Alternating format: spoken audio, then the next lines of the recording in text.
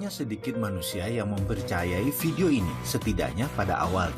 Berani bertaruh, video ini menjawab banyak pertanyaan penting dalam sejarah umat manusia dalam mencari kemakmuran. Untuk sebagian orang, jawaban tersebut akan sangat menggetarkan. Bahkan, tidak ada mirip-miripnya dengan pengetahuan yang telah ada atau yang biasa Anda dengar sebelumnya.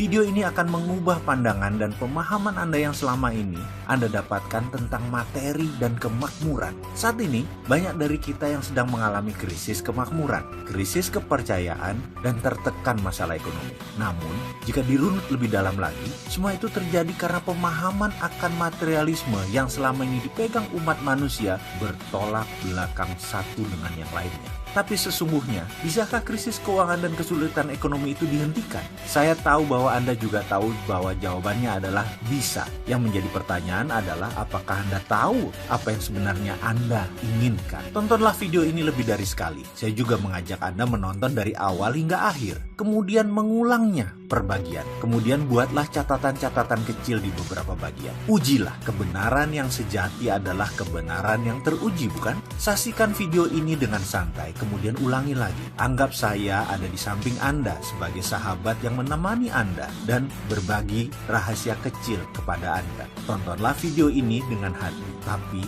pastikan gunakan lebih dari satu hati. Hati-hati. Banyak informasi dalam kehidupan ini, terutama dalam mencari kemakmuran, menjadi tidak akurat setelah Anda menonton video ini. Tetapi garansi, pasti hasilnya lebih baik. Itulah jawaban mengapa dunia sekarang dalam bahaya yang sangat besar, karena kemakmuran seakan tidak bisa dicapai oleh semua orang. Hanya segelintir orang yang kebetulan bernasib baik memperolehnya. Kembali pilihan ini ada pada kita. Siapkah Anda menulis sejarah hidup Anda? Kita mulai dengan otak sama, nasib beda. Ketika berbicara soal kemakmuran, prosperity conscious atau kesadaran kaya selalu menjadi hal pertama yang saya bahas adalah kata-kata. Ini menekankan bahwa cara kerja otak adalah pilihan. Jadi bagaimana Anda memprogram otak Anda untuk menjadi seorang yang kaya, Andalah yang menentukan. Artinya, kaya itu pilihan. Siapa yang ingin mendapatkannya pasti dapat, karena kaya itu hak semua orang. Ini sekilas fakta tentang otak. Bangsa manapun di dunia, ukuran otaknya, baik ukuran panjang syarafnya, jumlah pengantar kimianya dalam otak, maupun sensornya, semuanya sama. Kecepatan kemampuan berpikir, yang oleh sebagian orang disebut IQ, juga tidak berbeda jauh. Intinya kemampuan menyimpan datanya juga sama. Jika manusia diibaratkan komputer, anggap saja otak itu hardware dan semuanya sama. Lalu, di mana bedanya? Mengapa yang satu lebih sehat dari yang lain? Mengapa yang satu mudah tertawa, yang lain selalu sengsara? Mengapa yang satu mudah mendapat jodoh, yang lain selalu sendiri? Mengapa yang satu lebih cepat mendapatkan uang, yang lain tetap saja miskin? Ada sebuah fakta, jika saya menyebutkan 375 nama orang, kemudian harta tersebut dari mereka digabungkan semua, nilainya sama dengan kekayaan 3 miliar manusia. Ya, 375 orang, kekayaan sama dengan kekayaan 3 miliar manusia. Di antaranya kita sebut Bill Gates, Donald Trump, Warren Buffett, Laxmi Mittal, Paul Allen, Mark Cuban, Jeff Bezos, Rupert Murdoch, dan saya bisa melanjutkan sampai 375 orang.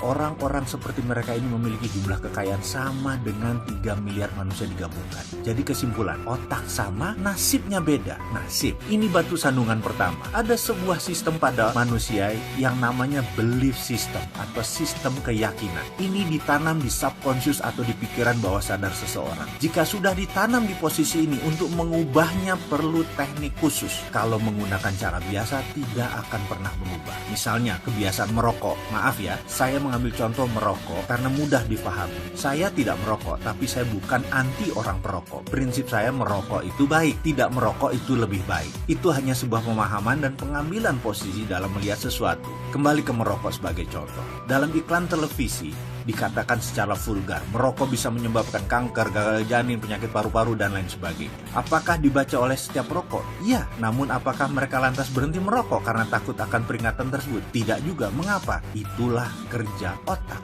Otak konsius yang menguasai informasi pengetahuan hanya menguasai 12% dari sebuah tindakan. Subkonsius, bawah sadarnya 88%. Informasi tadi hanya menempel di konsius, tidak menjadi gerak karena dalam database otak, subkonsius menyatakan merokok itu nikmat. Jadi, itulah yang terus dilakukan olehnya, merokok.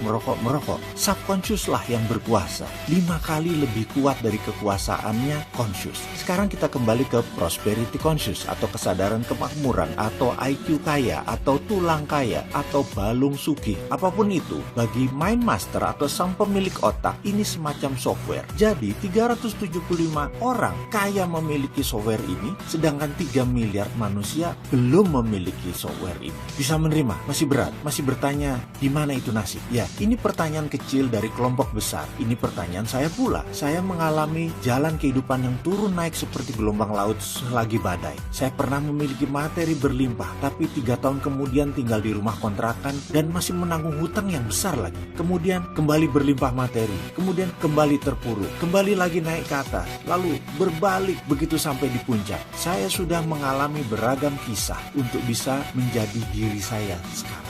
Ketika itu saya banyak mempertanyakan nasib dan urusan jalan hidup. Hingga akhirnya saya memutuskan untuk belajar dan mencari kemanapun untuk mendapatkan jawaban pertanyaan saya yang terbesar. Nasib itu pemberian Tuhan atau buatan manusia? Itu pertanyaan saya. Saya tidak kaget jika pertanyaan itu membuat Anda memutuskan berhenti menonton video ini hingga di chapter ini. Karena belief system Anda menyatakan rezeki sudah ada yang mengatur. Sementara kalau diteruskan ternyata rezeki itu manusia yang mengatur. Yang selama ini kita kenal dan melaksanakan sesuai sistem Tuhan. Ini sungguh menyesakkan, bukan? Tapi kalau itu kebenaran yang terjadi, bagaimana? Izinkan kosongkan gelas Anda. Ke depan akan ada banyak hal yang menyesakkan dada Anda. Saya tetap akan melanjutkan kisah dalam video berikutnya untuk Anda sahabat semua. Karena saya tahu sekali, fakta bisa merubah kebenaran. Ya, kebenaran Anda akan ditantang ke batas ujung dengan fakta-fakta yang akan saya berikan. Beranikah Anda meneruskan video selanjutnya?